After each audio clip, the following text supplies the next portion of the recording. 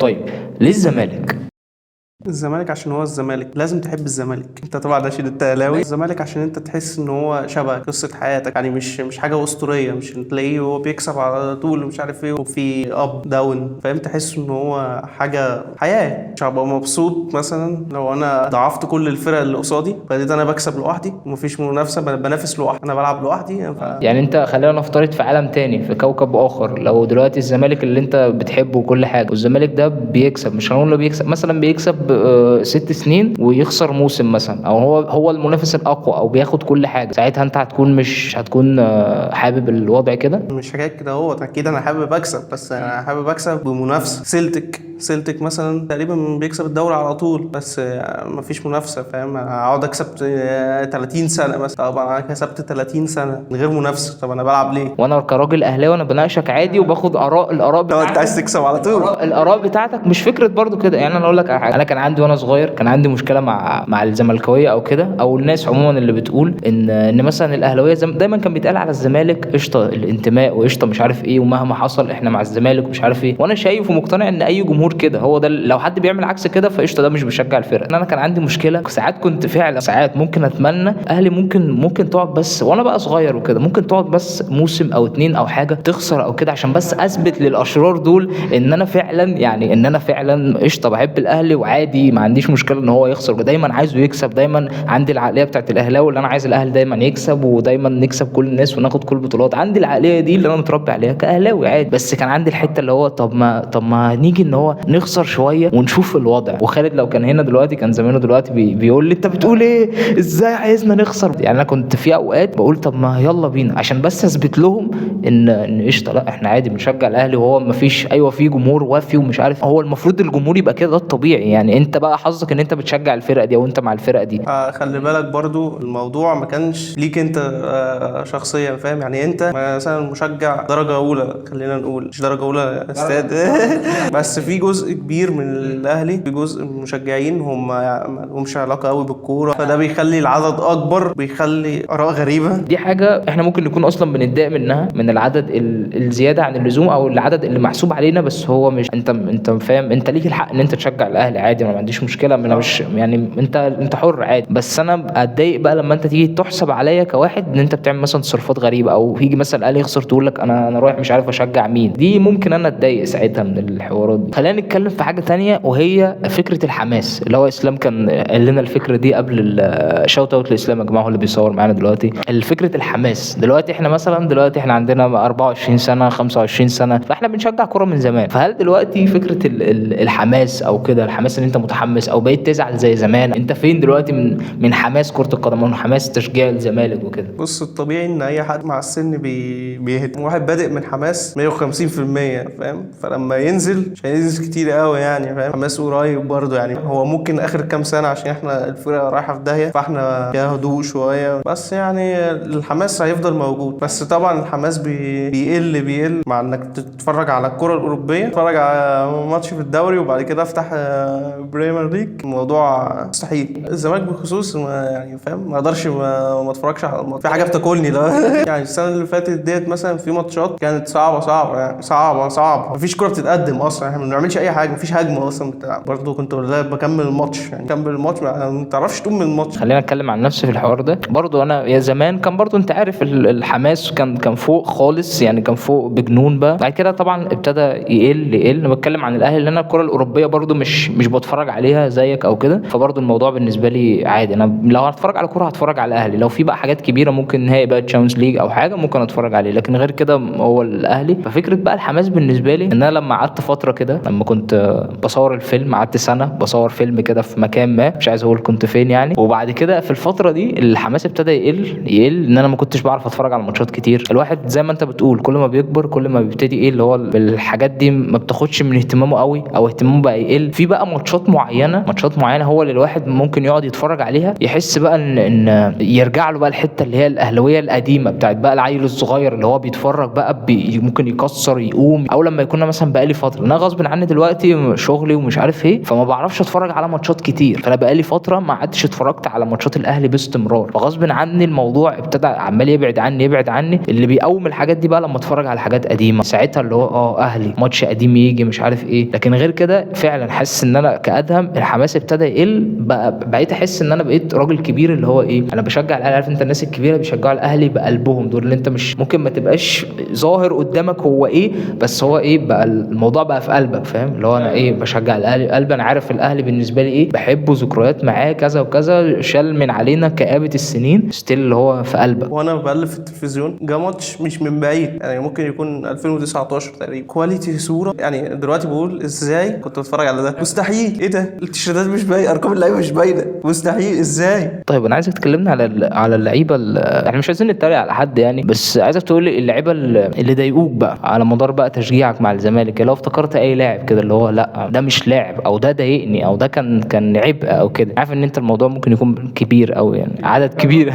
نقعد نتكلم كتير يعني، بس يعني اول واحد هيجي في دماغي لازم اقول لك بسم الله الرحمن الرحيم، اللي جاب محمد عبد الغني ده مبدئيا بس. اشمعنى محمد عبد الغني؟ لان احنا قعدنا بتاع 3 ماتشات الاهلي والزمالك بسم الله الرحمن الرحيم، ماتش عادي بادئ زي الفل مفيش اي حاجه، هوب يدي الكره للمهاجم جيب جون يا معلم، وغالبا محمد شريف اهلاوي هو اصلا. هو غالبا هو اهلاوي فعلا، هو يعني صعب جدا يعني. خليه بقى في البنك الاهلي دلوقتي قاعد على الدكه، كل اللي في دماغي جديد. نفسي اقول محمد اشرف جوه بس سيبني اقول وانا ماسكك وتقول ده ماسك زل على النادي بقاله من 2000 وكام دلوقتي يعني. هو في لعيبه كتير افتكرنا كده من 2015 مثلا، مش لازم نقول الاسم يعني، بس هو كان في لعيبه بتتجاب كده بعربيه نقل بس شرقان يمشي تاني موسم، كلهم وحشين كلهم بلا استثناء. ماشي خلينا نروح لحاجه طبعا هي حاجه تاريخيه، وهي ماتشات تاريخيه بين الاهلي والزمالك، وانت دلوقتي جيت في ملعبي بس انا هسيب لك الميكروفون يعني عادي، فاديني كده ماتشات تاريخيه بالنسبه للاهلي والزمالك تكون يعني مفضله ليك انت يعني بتاعتك انت. غالبا دي هتكون ماتشات كابتي. احب مثلا زمان كان في ماتش 2-2 انا واحد 2011 بتاع حسين ياسر،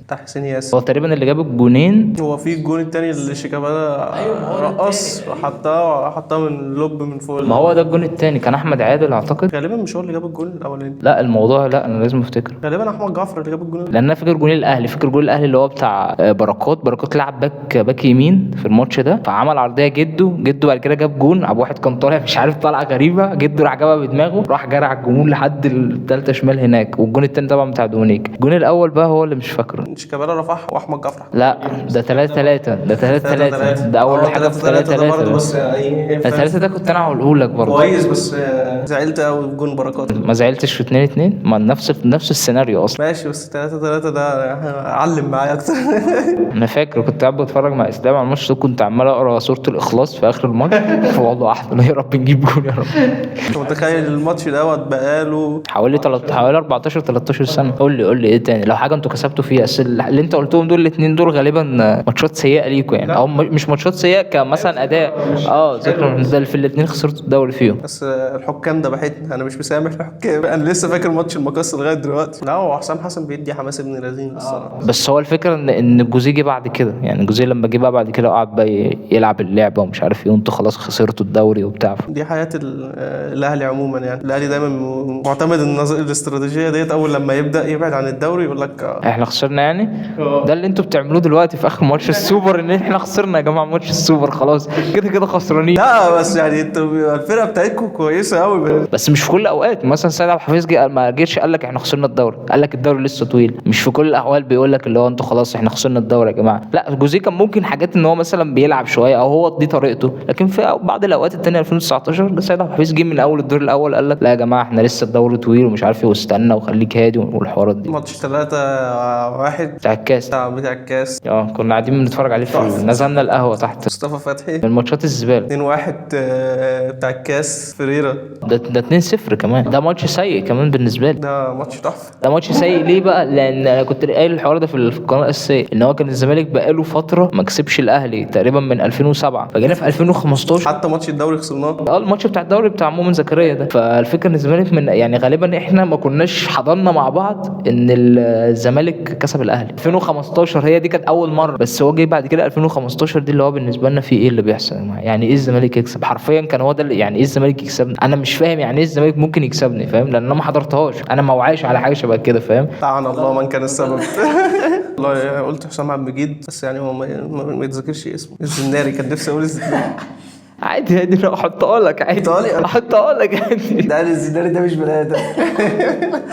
متفاهم ان انت ما بتعرفش تلعب، ملوش دعوه بالكوره. اي كيو هيجيب في اخر ثانيه في الماتش سبقك خلاص، يعني انت عملت مصيبه، الكوره اتفلتت ورايح على الجون هو والجون تمام. المشكله ان هو شغل دماغه كده بقى يكعبله انت جوه منطقه الجزاء. لما تفتح الكاميرا قدام زملكاوي فاهم، هتلاقي لو سبته هيفتح قوي، يعني هيفتح جامد بقى، يطلع كل اللي جوانا كده مهديه او كده هادي. ممكن نتكلم عن ماتش مهم برضه، هو ماتش بتاع 2020، ماتش بتاع ابطال افريقيا، يعني ماتش بتاع قفشه. انا مش عايز اقول قفشه وقاضيه وكده عشان مشاعرك وكده، مش بتمتنع عن الرد، يعني مش عايز تتكلم عن الموضوع ده يعني عشان هو موضوع ممكن يكون صعب شويه. بس انت لا بس احنا كنا يعني للحق ان احنا في الماتش ده كنا احنا اهلاويه كتير، فاحنا كنا بعد ما الماتش خلص محدش كلم، محدش غلس يعني او كده. حصل ايه ده الكلام ده مش هيتذاع اصلا.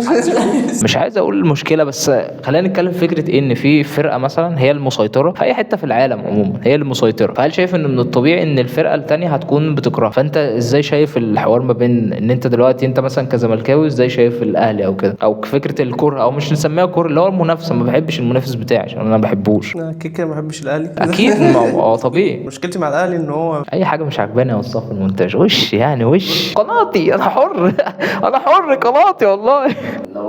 عم الناس عادي، انا مش هحب حازم امام اكيد كلاعب كوره. صعب تقول على شيكابالا لعيب جامد. انا لسه قايل دلوقتي، انا بقول لك شيكابالا حريف بس للاسف. طب دي اكذوبه، انت لو قعدت فتره طويله انت اللي بتكسب فانت طبيعي انك هتتكره يعني. ده طبيعي، انا شايف كده يعني، مع شويه زياده يعني شويه حاجات بتزود الموضوع.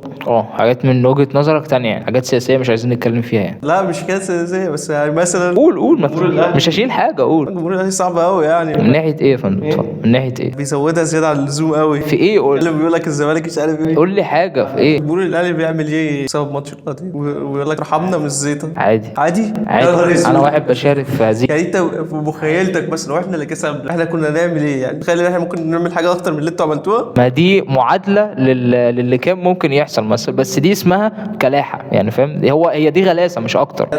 ده سبب اساسي يخلي الناس تكرهك. لا هي دي مش زيطه يعني، دي طب ما الاهلي كسب بطولات تانية، ما هو اكيد في ماتش الصفاقسي مثلا الجمهور الاهلي ما عملش كده، او بطولات تانية مع الزمالك يا عم. يعني احنا مثلا دوري 2019 ما هو الزمالك الاهلي خدوا من الزمالك بطريقه مش حلوه من بيراميدز وكده. هل الاهلي دلوقتي مثلا كل مش عارف شهر بيقول ده دوري 2000؟ لا، هي البطوله دي غلاسه يعني، هي البطوله دي بتحصل عشان غلاسه، عشان احنا بنغلس عليكم بحاجات جمهور مع بعض، بس هي مش زيط. اكيد جمهور الاهلي اللي هو خدنا بطوله من الزمالك مش عارف في افريقيا، لا هي بطوله ايوه مش عاديه، بس في نفس الوقت مش اللي هو احنا بنعمل كده عشان احنا محرومين من البطوله، هي غلاسه. وقال لي خليني مثلا اتفرج على الماتش بعديها بسنه في الثانويه واتفرج على الماتش تاني تمام واشوف جون شيكابالا واقعد اضحك ومش عارف ايه، عشان انا بغلس عليك كحاجه كرويه، فاهم؟ ان انا زي ما بنغلس على بعض في الكوره وكده. هي دي بالنسبه لي، بس انا مش شايفها زيطه يعني. ما دي بتخلي يبقى في كوره اكتر. انا شايف يعني انت فاهم لو تحتفل عادي. انا شايفها حاجه كانت لطيفه الصراحه، ممكن عشان انا اهلاوي فانا شايفها لطيفه، بس هي كانت يعني زي ما تقول افيه، يعني زي ما تقول، او ممكن يكون بعد كده ممكن يكون يعني مثلا لو حد بيعملها دلوقتي الموضوع قل كتير، بس يعني مش زي كل جمعه، ومش احنا كنا تقريبا وصلنا مش ايوه انت متخيل ان احنا كنا ممكن نعمل كده دلوقتي؟ ما انا بقول لك ليه هي بتتعمل مننا، عشان هي ما كانتش هتيجي في دماغ حد يعني. احنا لو الموضوع كان عادي مثلا، لو كنا خدنا البطوله من اي حد مثلا، الكلام ده ما كانش هيتعمل، بس احنا عملناها غلاسه يعني. انا بقول لك هي اتعملت غلاسه. الزمالك ما كانش يعمل كده، بس كان وارد يبقى ليه طريقه تانية من الزيطه مثلا او من الغلاسه علينا، فاهمني؟ فاحنا بنغلس بالطريقه دي، انتوا كنتوا ممكن تغلسوا بطريقه تانية. احنا ممكن ننزل الفيديو ده مثلا قبل الماتش بيوم. يعني انت شايف ان انت الماتش الجاي السوبر تمام، احنا بنصور الفيديو ده قبل السوبر مثلا باسبوع او حاجه، فانت شايف ان فرصكم ضعيفه؟ عشان قمه مثلا 40 مثلا احنا كرمنا قوي. اول مره ممكن نخليه يغني اسلام مهدي بحبك يا زمالك. لازم ترد كل هيتذاع. اخر مره عيطت فيها عشان كوره عادي، انت عندك جرأة تقول اخر مره عيطت فيها عشان كوره؟ طب قول مصر 2-1. ايه مصر بتاع 2-1 اللي هو بتاع صلاح. بتاع صلاح ده من زمان يا عم، ده 2018. ماتش خسرنا من الاهلي 3-1. ده كاس مصر جون ابو تريكه كان دور 16 تقريبا. ده هو بتاع الحرس، لسه كنت بتكلم عليه في اخر فيديو. لو خسرناه برضه احنا ايوه دي دعواتي. دعواتك انت اديت لمحمد فضل دعوه ايه في الجون، جت في العارضه رشق. ما احنا على فكره قلوب عند بعضها، لان انتوا السنه اللي بعدها على طول احنا طلعنا من انبي في دور ال 16. في النهايه انتوا لعبتوا انبي، كانت دعواتنا بقى. يا رب نكسب السوق ده عشان انا زهقت يعني. يا رب نكسب السوق عشان خلاص مش مستحمل. اخر مره عيطت فيها عشان كوره. ما بيعيطش. ممكن اخر ماتش فاكره عيطت فيه كان بتاع 2015، كان بتاع الكاس يعني كنا بنتكلم عليه، بتاع اللي هو الجونين بتوع باسم مرسي ده، اللي عشان كان بالنسبه لي الصدمه بتاعت ازاي نخسر من الزمالك، ما كنتش مصدق. فهو ده اللي عيطت غالبا، ده اخر واحد فاكره ان انا عيطت فيه. خالد بقى اللي عيط في تاني ماتش بتاع 3-1. لقيته على القهوه بيعيط، قلت له خلاص يا خالد، خلاص يا خالد هنرجع خالد وهنكسبهم وبتاع. احلى ماتش يا ابني والله 2-0 ده بتاع الكاس. في حاجه عايز تقولها؟ هو اني بس يا رب نكسب السوق. يا رب نكسب السوبر. هو بقى صبر بيشجع ايه؟ نادي عارف ماسكه شخصيه عايره، انت جمهور ومشجعين برضك ولا انت بنقدم كوره نضيفه؟ لا بس انت ليه؟ عشان انت ايوه غفلت وطلعت كل الحاجات دي. انا اتبسطت جدا بالحلقه دي، وعايزينك تبعت لنا خالد الاهلاوي عشان نحكي برضو معاه ونشوف ايه الوضع. ان شاء الله الحلقه تكون عجبتكم واستمتعتوا بهذا الحوار اللطيف. في حاجه عايز تقولها تانية؟ يلا اشكرك، يلا سلام. شكرا يا اسلام. سلام. شكرا يا اسلام. سلام. شكرا يا اسلام. اتمنى صوتك ما يكونش طالع.